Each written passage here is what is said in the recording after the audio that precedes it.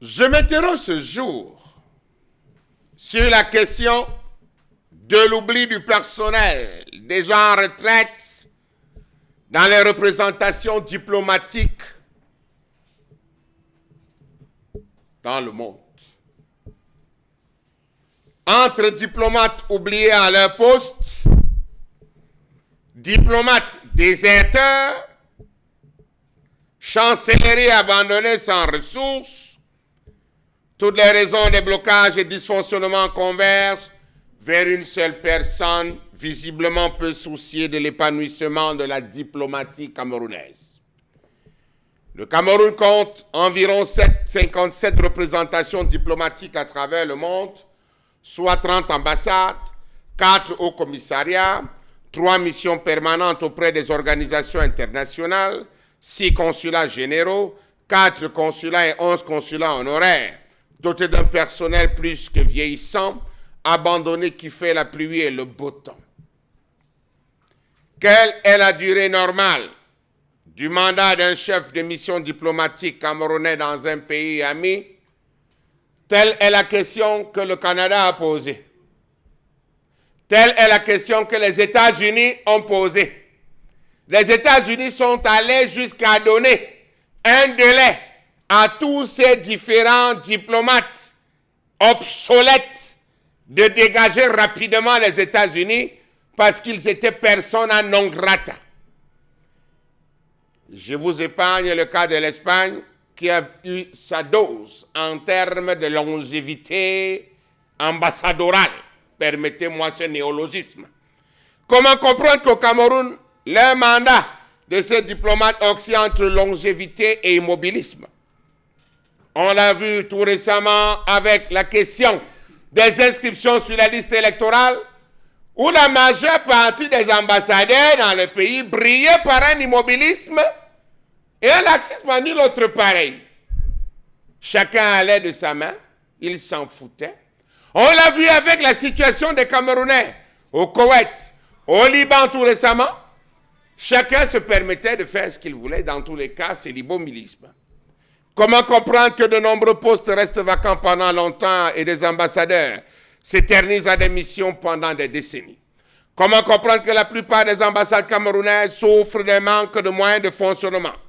Les bâtiments des chancelleries acquis pour la plupart à l'époque d'Aïdjo ne connaissent pas de maintenance adéquate.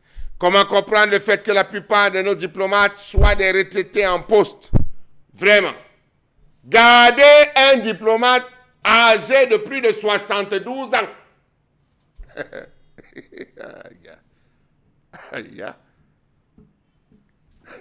Il manque de jeunes. Il manque de jeunes. Une jeunesse qui peut, avec tout le dynamisme, se mettre en action pour pouvoir faire bouger les choses. Non. Il faut que ce soit les vieux qui restent. Telle est la logique. Comment comprendre que les diplomates vivent dans une précarité, qu'ils vivent de plus en plus et qui les rend inefficaces, même lorsqu'ils doivent intervenir au profit des compatriotes en difficulté à l'étranger, car eux-mêmes ne connaissent parfois pas les difficultés que vivent leurs compatriotes. On aperçoit souvent au MINREX certains diplomates qui viennent raser les murs parce qu'ils attendent qu'on procède à certains virements. Oui, c'est la souffrance qu'ils connaissent là-bas. Ils ne crient pas, ils ne décrivent pas, mais au fond, c'est ce qui est.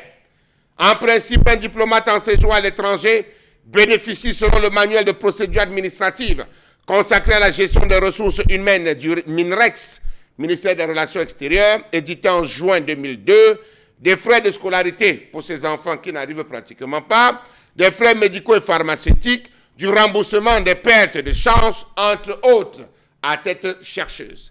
Ils ont oublié dans les pays où ils sont accrédités, ils sont oubliés autant pour moi dans les pays où ils sont accrédités après nomination.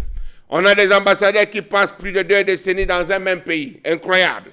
Les crédits alloués aux chefs de mission, en dehors des frais spéciaux, sont destinés à l'entretien des bâtiments au carburant, aux charges patronales, gestion du patrimoine du personnel local, au logement des personnalités habilitées, chefs de mission, premiers conseillers, premiers secrétaires généralement, aux frais de représentation.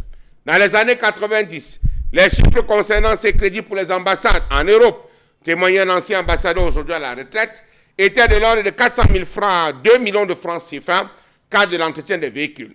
Les frais de représentation, par exemple, tournant autour de 200 000 francs CFA. Ceux qui chantent véritablement bien les louanges, ceux qui sont en once avec le pouvoir, se retrouvent à être bien traités, tandis que ceux qui, entre guillemets, ont subi des sanctions disciplinaires parce que ne pouvant pas être jetés, sont parfois oubliés comme ça dans certaines représentations, dans certains pays, histoire de se débrouiller. En parcourant, on s'est rendu compte qu'il y a de nombreux ambassadeurs dont les différents pays se sont battus à faire appel à la présidence de la République du Cameroun pour dire attention, ça ne va pas. Nous avons par exemple l'ambassadeur du Japon, ça fait 13 ans. Ambassadeur d'Égypte, ça fait 17 ans. Nous avons l'ambassadeur ou ce diplomate, ministre plénipotentiaire hors échelle, nommé par décret présidentiel en qualité d'ambassadeur extraordinaire plénipotentiaire de la République du Cameroun auprès du Royaume de Belgique. Beaucoup d'années, 17 ans. Nous avons celui du Mali, Sénégal, avec résidence à Dakar et compétences au Mali, en Mauritanie, en Gambie. Ça fait 8 ans. Entre-temps, on se plaint. Ça ne va pas, c'est trop d'années. C'est 3 ans, c'est moins, parce qu'en 1993, un comité spécial avait élaboré un statut nouveau sous la présidence de Jean-Baptiste Baskouda, il faut le citer, alors conseiller à la présidence. Ce statut prévoyait la modernisation tant réclamée par les diplomates, la rotation dans les diverses zones du monde, zones difficiles, Asie, Amérique latine et Afrique, zones faciles, Europe et Amérique du Nord, la limitation du nombre des années à un poste, 3 ans, et à l'étranger, 6 ans pour 2 postes, et 3 ans à l'administration centrale avant un autre déploiement, sauf cas exceptionnel. Comment donc comprendre que le décret signé le 30 septembre par le président de la République d'application qui fixait l'âge de départ à la retraite de tous les agents de la fonction publique des catégories A et B à 60 ans et à 55 ans pour les autres ne soit pas appliqué à la lettre pour le personnel de représentation diplomatique de ce pays. Ils sont nombreux qui ont traversé un âge dont on ne saurait soulever ici, vieux, séniles, malades, abandonnés, ne trouvant plus la force d'effectuer le moindre travail, bloquant ainsi tous les efforts de la diaspora camerounaise. Quand est-ce que va cesser le massacre?